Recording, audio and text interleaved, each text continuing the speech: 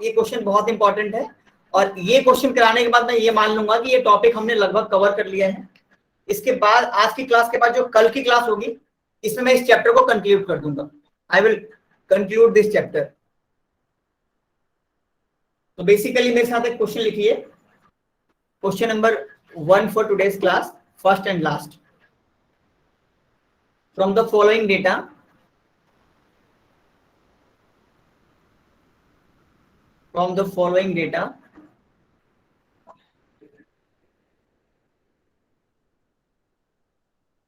construct last year and past year index number. Last years and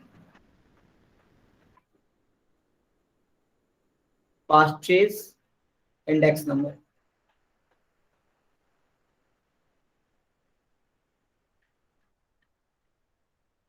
ठीक है,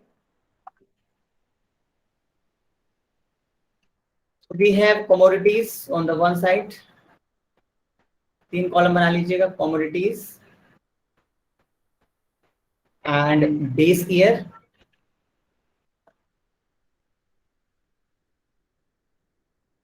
और तीसरा है आपका current year.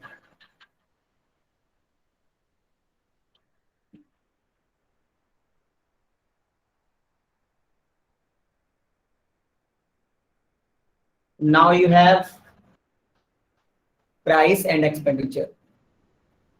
Price and expenditure.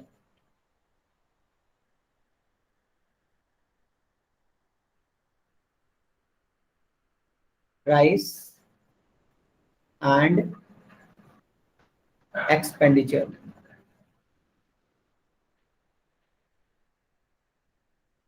ठीक है, ये आपके सामने इंफॉर्मेशन है क्वेश्चन। सो कमोडिटीज आपके सामने A B C D, there are 4 commodities in the question, A B C D, and you have price 2 4 1 and 5, 2 4 1 5। Expenditure है आपका 40 16 10 25।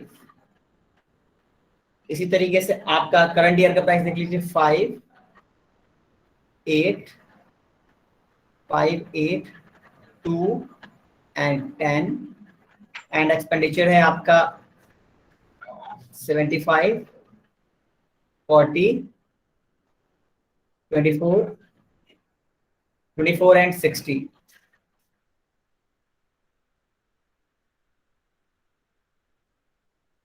अब ध्यान से देखना, एक्सपेंडिचर यहाँ पे क्वांटिटी नहीं गिवन है, यह एक्सपेंडिचर गिवन है। तो आप सबको पता होगा, बहुत छोटा सा, ये कोई बहुत बड़ा रॉकेट साइंस नहीं। एक्सपेंडिचर कैसे निकालते हैं? How do we calculate expenditure?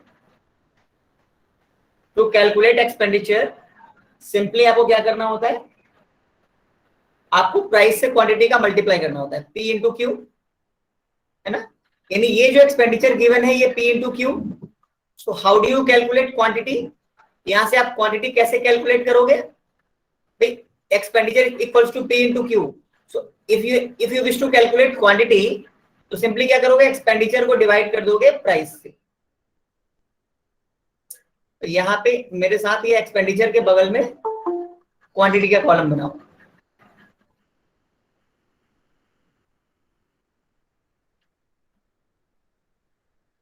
ठीक है,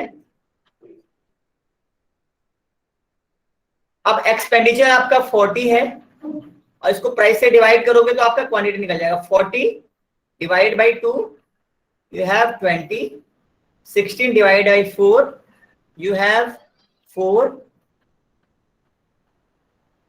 10 डिवाइड बाई 1 10, 25 डिवाइड बाई 5 5। ठीक है, सिमिलरली 75 को, ये भी एक्सपेंडिचर है, ये करंट ईयर का एक्सपेंडिचर है। सो how do you calculate quantity? भाई एक्सपेंडिचर को प्राइस से डिवाइड कर दो, you will get your quantity. So 75 divide by 5 you will get 15, 40 divide by 8 5, 24 divide by 2 12, and 60 divide by 10 6, right. अब ये बेस ईयर का है, ये क्वांटिटी बेस ईयर की है तो इसको बोलेंगे Q0, ये करंट ईयर की है तो इसको बोलेंगे Q1। ये सब तो आपको पता ही है। ये करंट ईयर का प्राइस है तो इसको P1 बोलेंगे, और यहाँ पे करंट ईयर का जो प्राइस बेस ईयर का प्राइस है इसको P0। बाकी अब आप देख रहे हो कि बिल्कुल क्वेश्चन पहले की तरह हो गया है। Now question become the similar nature as we have done in the previous lectures. तो बस अब कर सर लेते हैं क्वेश्चन को, बस थोड़ा सा ये वर्किंग। हाँ जी मैम बताइए। एक्सक्यूज मी सर, सर एक बार वापस एक्सप्लेन कीजिए ना ये जो आपने किया। हाँ जी मैम बता रहा हूँ। देखिए मैंने ये बताया कि एक्सपेंडिचर कैसे निकालते हैं, हाउ डू। मान लो कि मैंने बोला कि भाई आप जाके 50 रुपए का पेन ले आओ, तो आपने बोला ठीक है सर, हमने 50 रुपए का पेन लिया, यानी एक्सपेंडिचर हमारा 50 रुपए हुआ, और हमें 50 रुपए में उसने 10 हमें हमें ना उसने 10 पेन दिए, सॉरी 5 रुपए का एक पेन था, 50 रुपए टोटल खर्च हुए, और एक एक पेन 5 रुपए का था। तो ये मुझे बताओ कि कितने पेन खरीदे आपने। तो आपने टोटल एक्सपेंडिचर को रुपीज से यानी प्राइस से मल्टीप्लाई कर दिया, तो आपने बताया सर हमने 10 पेन खरीदे। सो टू कैलकुलेट एक्सपेंडिचर, प्राइस को क्वांटिटी से मल्टीप्लाई करते हैं। तो क्वांटिटी निकालना हो तो कैसे करेंगे भाई, कितना छोटा सा बात है ना, expenditure equals to P into Q. अब आपको क्यू निकालना है तो एक्सपेंडिचर को प्राइस से डिवाइड कर दो, you will get your quantity. ये तो छोटा बच्चा भी समझ जाएगा जो मैं आपको समझाना चाह रहा हूं, है ना। जैसे कि मैंने बताया भाई 50 रुपए आपने खर्च करके कुल कितने पेन खरीदे। अगर आपने मान लो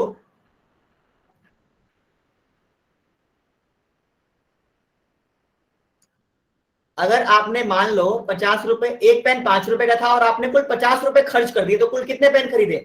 तो सर ये तो बहुत आसान है ना, 50 रुपए टोटल हमने खर्चा किया, एक पेन 5 रुपए का था, यानी टोटल हमने 10 पेन खरीदा। आपने क्या किया, आपने टोटल खर्चे को यानी एक्सपेंडिचर को डिवाइड कर दिया, किससे, एक्सपेंडिचर को डिवाइड कर दिया प्राइस से।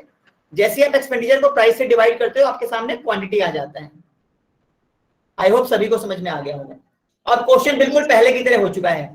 हमारे पास P0 भी आ गया है, हमारे पास Q0 आ गया है, हमारे पास P1 है, और हमारे पास Q1 है। अब आपको क्या करना है, लासिपियर और पास्चे। तो लासिपियर और पास्चे, इसमें फिशर बोला भी नहीं है आपको, बट मैं चाहूंगा कि आप फिशर भी करके दिखा देना मुझे। तो इसमें आप मुझे तीनों ही मेथड करके बता दो, लासिपियर, पास्चे और फिशर, इस तीनों ही मेथड से आप मुझे इस क्वेश्चन को सॉल्व करके दिखाएंगे। फिलहाल मैं लासिपियर और पास्चे अभी मैं आपको करा दूंगा, और होमवर्क में आप फिशर कर लेना, ठीक है। तो अब पहले मैं लासिपियर यहां लिख रहा हूं। तो लासिपियर के लिए फॉर्मूला क्या होता है, सिग्मा P1। अब तो फॉर्मूला आपको याद हो गया होगा, लर्न हो गया होगा, sigma P1 P0 Q0 Q0, ठीक है। यानी P1, अब यहाँ पे ऊपर और नीचे दोनों जगह Q0 Q0 है, ठीक है। तो ये लासिपियर का मेथड है। यानी आपको टेबल में क्या क्या चाहिए, आपको टेबल में एक कॉलम चाहिए P1 Q0, और दूसरा कॉलम क्या चाहिए, दूसरा कॉलम चाहिए P0 Q0। चलो फटाफट पहले ये हम लोग कैलकुलेट करते हैं, फिर आगे बढ़ेंगे। P1 ये रहा, P1 ये रहा, और Q0 कहाँ है, Q0 ये रहा। तो 20 इंटू 5 100,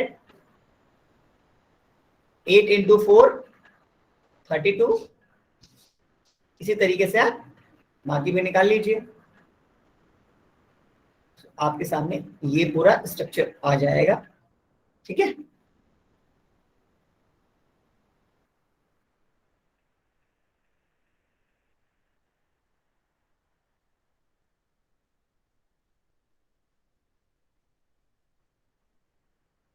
ठीक है, चलो जी।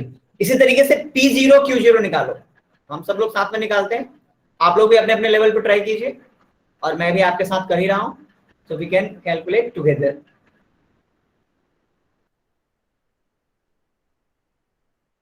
ठीक है, P0 Q0, तो ये रहा मेरे पास P0, ये रहा मेरे पास P0, और ये रहा मेरे पास Q0। 20 इंटू 2 40, और इसी तरीके से आप पूरा कॉलम निकाल दीजिए, ठीक है। और कोई भी डाउट आए आप लोग डाउट बीच में पूछिएगा, बट एक सेकंड पहले हम क्वेश्चन को सॉल्व कर लेते हैं, उसके बाद में क्वेश्चन के एंड में I will take your doubts,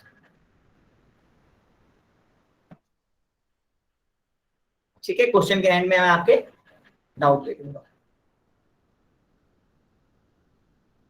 ठीक है, तो आपके सामने आ रहा होगा P0 Q0 कितना आ रहा है? 202. Okay, 40, then you have 16, 10 and 5, 10 25. and 25, right. अब एक बार टोटल, एक बार देख लो आकाश ऊपर जाके। अब ये P1 Q0 का टोटल करना है, sigma P1 Q0, Sir, you will get 202. 202, बिल्कुल सही बोला मैम आपने, Yes, sir. 202। अपॉन में 91 सर। और सर और 342. ये 3020. और 342. ये 90 आ रहा है, 91. 30 कितना आ रहा है? 90 आ 91. रहा है, सॉरी 91। 221 आ रहा है सर, का फॉर्मूला अप्लाई कर, 221.97। अच्छा ठीक है, आपका आंसर आ गया, वेरी गुड। सही आ रहा है सर। अभी पता नहीं, मुझे चेक करना होगा। Sigma P1 Q0 divided by sigma P0 Q0 multiplied by 100। अब हमने ये फॉर्मूला अप्लाई किया। अब आपने क्या बोला था Lakshya? What was your answer? Sir 221 221.97 sir. बिल्कुल सही, एग्जैक्टली राइट। तो basically we have 202 divided by 91 into 100, we will get 221.97। 7. ठीक है, so this is your answer for last CPR। अब मुझे पास्चे और फिशर, ये दो क्वेश्चन आप लोग फटाफट मुझे करके बताइए। फिशर तो चलो मैं होमवर्क के लिए दूंगा, बट आई वांट पास्चे इन द क्लास इटसेल्फ।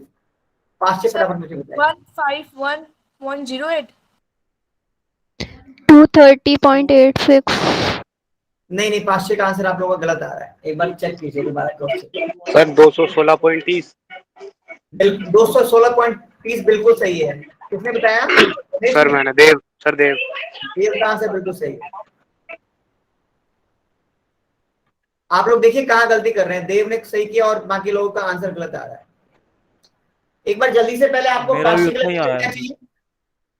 आपको पार्शिकल चाहिए P1 Q1, तो पहले P1 Q1 निकालिए, एंड आपको पार्शिकल चाहिए P0 Q1। बस ये दो कॉलम और आपको यहाँ पे ऐड करना है।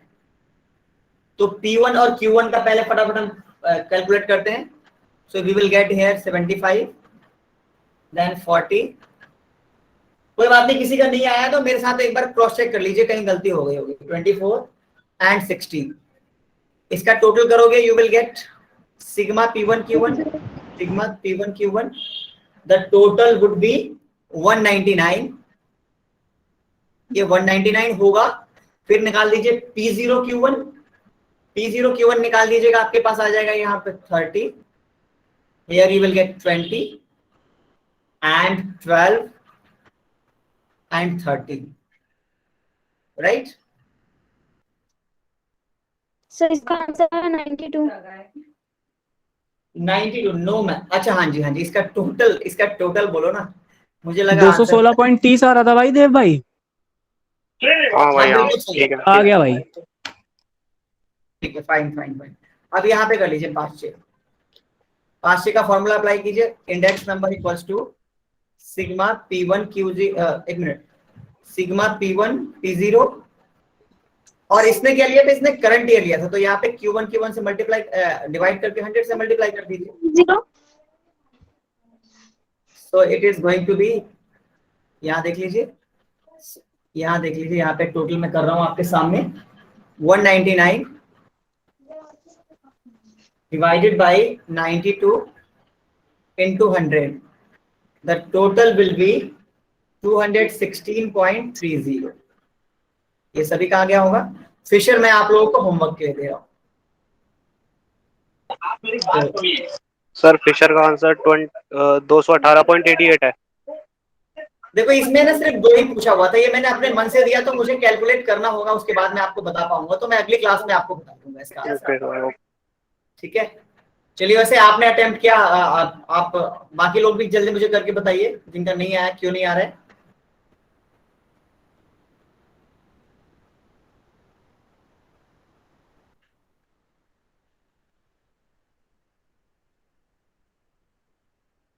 आज की क्लास में सिर्फ इतनी रखूंगा, एक ही क्वेश्चन मैंने